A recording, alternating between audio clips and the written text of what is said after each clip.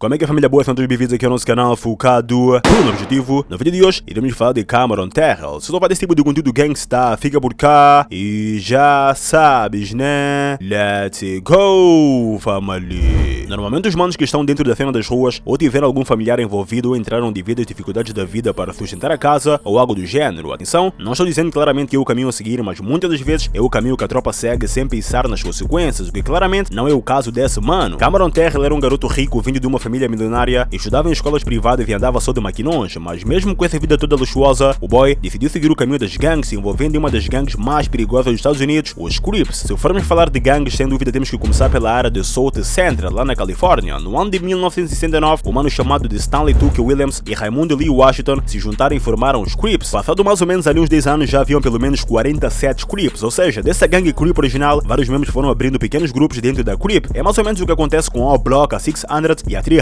a Lambron também, e por aí vai. Todos esses sets fazem parte dos Black Disciples, ou seja, dentro dos Black Disciples, os manos foram abrindo pequenos grupos. Naquela altura, os Crips dominavam a parada toda e todos tinham respeito por eles. Nesse tempo, já haviam algumas gangues como o West Side Pirates, os Black Pistones, mas perto dos Crips, essas gangues não eram nada. Os manos estavam simplesmente na linha da frente e ninguém botava cara pro fight. Eles dominavam a área de South Center por completo. Só que tudo mudou após os manos apagarem 12 indivíduos. Em março de 1972, um grupão enorme de Crips espancaram um boy até a morte simplesmente devido a uma jaqueta, deixaram o mano totalmente desfigurado. Passado algum tempo depois, os Crips pegaram outro mano chamado de Frederick Garrett. Então, após estes 2 homicídios seguidos, todos perceberam que algo tinha que mudar e alguém tinha que os parar. Então, os manos de várias gangues locais decidiram se unir e formaram os Bloods. Naquela época, Southside tornou-se uma das áreas mais perigosas dos Estados Unidos. Eram bullets a voar o tempo todo, eram manos sendo apagados ao som do vento, a cena realmente estava bem pesada. Mas a 30 minutos daquela área, havia um bairro chamado de Palos Verdes. Esse bairro era um dos bairros mais ricos e exclusivos da Califórnia. Havia casas ali avaliadas em vários milhões de dólares. Nas garagens eram só carros de luxo, de Ferraris a Lamborghinis. E era nessa área onde morava Cameron Terrell. O mano era acostumado todos os anos a fazer viagens para vários países, conhecendo milhares de lugares e comer da melhor comida. A vida do camarada era simplesmente uma vida luxuosa. O pai dele era presidente de uma empresa chamada de New Improved Media. A empresa essa de futuros empreendedores. Imagina que, por exemplo, queres abrir um negócio, vais lá e eles te orientam da melhor maneira. E a mãe do mano trabalhava como designer de interiores. Então, como vocês podem ver, ambos eram realmente bem-sucedidos. Só que mesmo com toda a grana, as viagens nos carros de luxo e essa parada toda, Cameron não era feliz e tinha vezes que ele fugia de casa só para fugir daquele ambiente. Houve ali um momento que ele começou a andar por South Central e nisso fez amizade com um camarada de lá. Ambos ficaram bastante amigos e Cameron passava a maior parte do tempo na casa desse mano. O boy ganhou tanta intimidade que já chamava a mãe desse amigo dele por mãe, ou seja, ele basicamente virou membro daquela família. Todos naquela área ficavam sem entender como é que um garoto branco e cheio de papel que conduzia um bruto de um Mercedes andava por aquela área. Passado algum tempo, esse amigo de Cameron entrou para os Rawlings 90S Neighborhood Crips e Cameron, para não deixar para trás, decidiu colar também junto com ele. Mas ele não sabia naquilo que estava a se meter e, na minha opinião, ele deve ter pensado, aqui não deve ser nada demais. Cameron era filho de milionários, mas mesmo assim saltou para dentro da gangue. O boy começou a usar bandanas azuis, a fazer sinais de gangue com as mãos e ainda foi mais longe, tatuando o logo do Washington National no peito. Esse símbolo era o símbolo que representava os Rawlings 90S Crips, porque na área deles tem uma avenida chamada de Western. Como esse logo tem o W e azul, os manos pegaram e decidiram meio que batizar o time para eles. Lá nos Estados Unidos, as gangues fazem muito isso. No ano de 2017, em setembro, Cameron apareceu em um videoclipe da gangue. A música é intitulada como NH Anthem.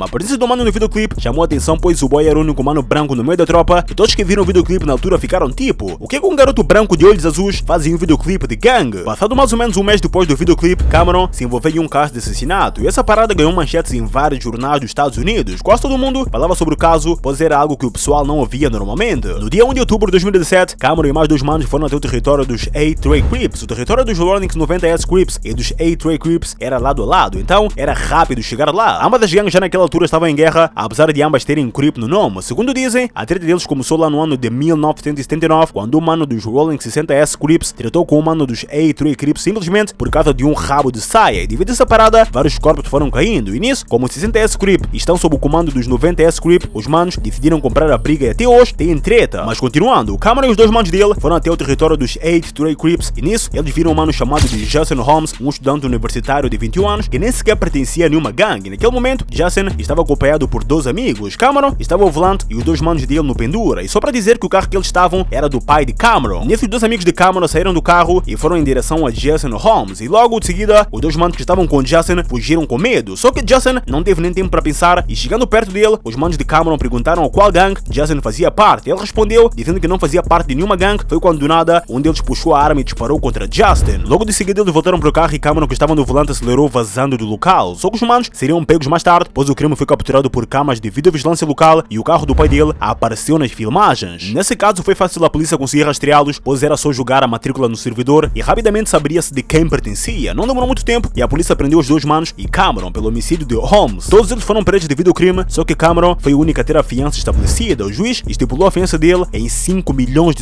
mas isso para a família do mano claramente que não era rigorosamente nada, e em uma semana o boy já saiu para fora das grades. O caso já estava a percorrer por vários sites de notícias e as pessoas só falavam dessa parada. Cameron, após ser solto da prisão, o mano voltou para a escola lá em Palos Verdes como se nada tivesse acontecido, só que a volta dele gerou uma pressão enorme na escola, porque a cara dele estava estampada em todo o lado. Enquanto os amigos dele estavam trancados dentro da cela, Cameron fazia a vida dele normal. Na escola, os pais dos colegas dele fizeram uma petição para que Cameron trocasse de escola, pois não queriam os filhos na presença de Cameron. Segundo eles, o tropa era uma ameaça e uma má influência para os restantes colegas da escola. Muitos na altura começaram a dizer que Cameron só foi liberado por ser um garoto branco e por vir de uma família rica, enquanto os amigos dele, negros e pobres de South Central, estavam a morfar na prisão. Quando o julgamento começou, muitos acreditaram que Cameron iria ser condenado, sendo o motorista do crime. O boy já fazia parte da cena, como é claro, mas o camarada foi simplesmente inocentado, mesmo admitindo que participou do crime e que foi o motorista da porra toda. Obviamente que os pais de Cameron contrataram o melhor advogado, mas o boy admitiu perante o juiz que foi o motorista. Como é que não pegou nem pelo menos 2 anos de prisão? Foi isso que as pessoas se perguntavam. Durante o julgamento, a defesa argumentou que Cameron não sabia que os amigos dele iriam atirar em Holmes. Disseram ainda que ele nunca teria pego o carro do pai se soubesse que eles iriam apagar alguém. E disse também que Cameron ficou aterrorizado ao ouvir o som das bullets a voar, não tendo outra opção senão ajudar os amigos a escapar da cena do crime. A acusação contra argumentou dizendo que Cameron sabia que eles iriam cometer o crime, pois estavam indo em direção a um bairro inimigo, dizendo ainda que ele estava a tentar subir na hierarquia na intenção de ganhar mais respeito dos 90S Crip, gangue que ele pertencia. A acusação ainda mostrou fotos de Cameron usando bandanas azuis da tatuagem que ele tinha no peito dos Washington National e ainda por cima fazendo sinais de gangue. Não sei como, mas a acusação pegou um vídeo onde aparecia Cameron a filmar 2 amigos dele a roubarem velas do memorial de Justin Holmes, ou seja, os manos estavam nem aí para a morte do camarada. Só que o advogado de Cameron argumentou, dizendo que o boy fez a tatuagem pois era fã de Kevin Durant, o jogador dele favorito, e que esse mano também tinha uma tatuagem semelhante. Agora eu te pergunto, meus caros, foi ou não uma defesa top? O mundo estava à espera do veredito final e queriam saber o que iria acontecer com os 3 envolvidos. O júri demorou 10 dias para a sentença final. Quando anunciaram que Cameron seria ilibado de todas as acusações, foi logo parar nas manchetes de todos os jornais locais. Após o julgamento, Cameron disse que não precisava se explicar para ninguém, pois sabia o que havia se passado naquele dia. Só que muita gente afirmou que era mentira e que ninguém tinha o obrigado a fazer parte dos Crips, dizendo que ele entrou pelos próprios pés. Segundo o que as pessoas próximas a Cameron disseram, antes mesmo dele entrar para os 90S Crips e frequentar o South Central, o mano já lia histórias de gangue e essas paradas. Segundo dizem, ele sempre sonhou em liderar uma gangue. Os manos que participaram do crime juntamente com Cameron eram menores de idade na época, por isso o caso deles foi mantido em segredo de estado. O pai de um dos acusados alegou que Cameron era o único garoto com opções na vida, mesmo que não tivesse dinheiro de ninguém, ele era o responsável pelo que aconteceu. Sendo mais velho, segundo ele, Cameron era muito rico e chegou ali em South Central andando de brutos carros e roupas novas, por isso a rapaziada mais nova queria sempre andar com ele. Não se sabe ao certo o que aconteceu com os manos que foram presos juntamente com Cameron. Como eram menores, os detalhes nunca foram ao público, como disse anteriormente. Muitos nas ruas disseram que Cameron foi quem entregou os amigos, mas isso nunca chegou a ser confirmado. As pessoas diziam o tempo todo que ele só foi liberado por ser um garoto branco e rico. Passado um ano, após ele ser inocentado, Cameron foi preso novamente, isso no ano de 2019. Segundo os policiais, Cameron havia participado de um sequestro antes mesmo do outro crime acontecer. Só que os advogados de Cameron argumentaram, dizendo que os policiais só estavam a fazer isso pois ficaram com raiva de Cameron por ele ter sido inocentado no caso de Justin Holmes. Na época desse suposto sequestro, Cameron era menor de idade, por isso os detalhes do crime foram ocultados, mas nada parece ter acontecido. Depois de escapar do caso do homicídio, Cameron quis estudar direito para Hassan, mas ninguém sabe ao certo de onde o mano está atualmente. Alguns dizem que ele ainda está sob o comando dos 90S Crip, mas acredito que não. O boy tem se mantido longe dos holofotes nos últimos anos. Uns dizem que ele saiu dessa vida após o final do julgamento, outros dizem que ele ainda cola com os 90S Crip. Há muitas teorias. Há pessoas que dizem ainda que o mano abriu um programa de intervenção a gangues, ou seja, para alertar os jovens sobre as consequências dessa vida das ruas. Cameron poderia simplesmente ter desfrutado da vida dele como rico, mas por vezes o dinheiro não é tudo, e ele recebia algo lá em South Central que provavelmente não recebia lá em Palos Verdes. Mas devido a essa parada, o boy acabou por pagar o preço, mesmo não sabendo supostamente que os amigos iriam apagar alguém. Mas o boy tinha que estar ligado na cena, então eles estavam entrando em um território inimigo armados, claramente que não iria sair ali algo bom, família. É uma história realmente bem louca e sem sentido. Por um lado, crescer nas ruas e herdar tretas de pai, avó, tios é uma coisa, agora se envolver nela só porque sim é realmente bem crazy. Atenção aos loucos da internet, não estou dizendo que só porque o teu pai era um gangsta tens que ser um gangsta, mas o meio que tu vais crescer vais ouvir tipo, teu pai era um gangsta foda, mano, respeitado, e essas paradas pesadas e esses manos que supostamente irão colar contigo meio que vão te obrigar a seres como teu pai. É como digo, família, é um ciclo realmente bem vicioso. Mas é isso, minha mana, meu mano.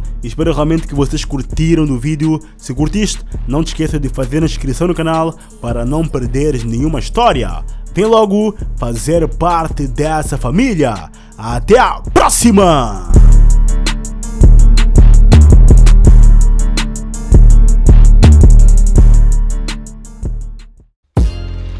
Yeah, let's go!